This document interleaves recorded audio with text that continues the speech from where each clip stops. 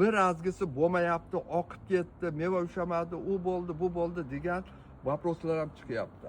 O'shanga siz nima deysiz? Nima qilish kerak, qanday qilish kerak, ganani qanday qo'llanish kerak, qanday dozasi yo boshqa biror narsalar bilan qo'shib qilish kerakmi? O'sha to'g'risida aytib bersangiz, mana biz auditoriyaga. Assalomu alaykum. Menda o'zimda eng asosiy fikr sodda qilib tushuntiradigan bo'lsak, Qirg'izistonda mana polvonlari bor, ot chopar, otvozlari bor.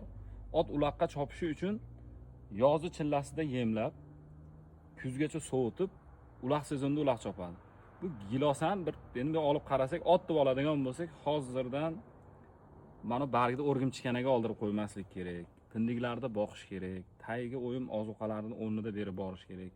Gilosingizni ko'rganingizda yashnab tursa, holati yaxshi bo'lsa, keyin ganani sepganingizda olib ketadi. U gilosni hech qanaqa qaramay turib, hech qanaqa ozuqa bermay turib, hozir mana sink bilan borda ishlov qilib borib, tagida namligini ushlab borib turib, gana sepsangiz, u ketadi. Agar shunday turgan gilosga keyingi yilga ganani sepadigan bo'lsangiz, bitta pacha otni ustiga zo'r polvonni o'tkazib qo'yganingiz bilan u takani olib borib solish bitta o'zini qo'lidan kelmaydi. Ot ham zo'r bo'lsa, polvon ham zo'r bo'lsa, keyin marra zo'r.